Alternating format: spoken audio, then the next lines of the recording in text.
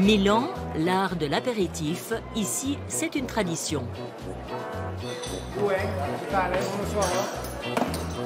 Tout près du Dôme, le café Camparino est le bar mythique des apéritifs à l'italienne. Les anciens boivent du Campari, arrosé d'eau pétillante. Alors que les jeunes carburent à l'apérole, c'est la nouvelle boisson à la mode, on sert ici plus de 500 spritz par jour. Couleur spectaculaire, boisson rafraîchissante et peu dosée en alcool.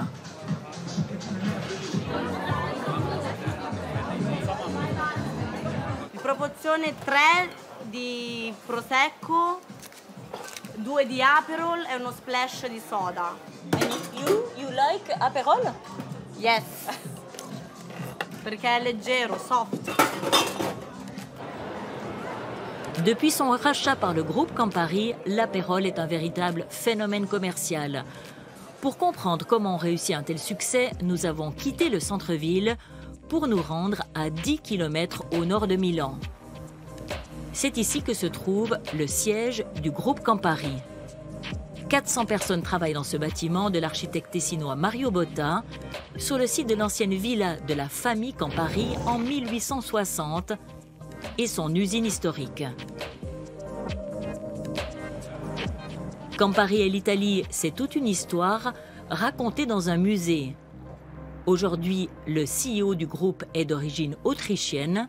Il nous a accordé l'une de ses rares interviews.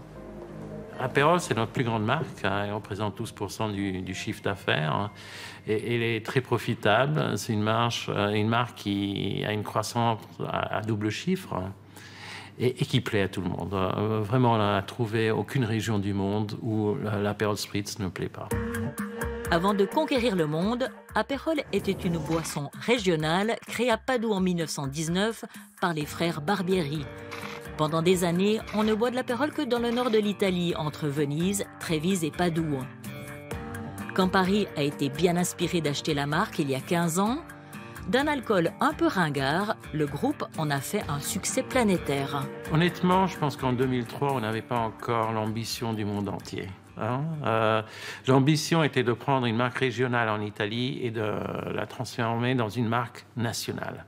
Après 2 ou 3 années, on s'est dit peut-être que ça pourrait être un modèle qui pourrait aussi fonctionner dans les pays limitrophes. Donc on est allé en Suisse, en Autriche et en Allemagne, avec la même idée de rentrer dans un quartier spécifique, de se focaliser sur les bars, enseigner au bar staff de faire l'Aperol Spritz parfait, bien présenté.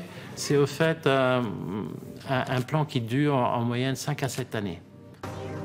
Une stratégie bien rodée qui fait de Campari la 6e entreprise mondiale de spiritueux, 50 marques, 2 milliards de chiffre d'affaires. Juste après les leaders de la branche, le groupe anglais Diageo, 15 milliards, le groupe français Pernod Ricard et les japonais de Santori.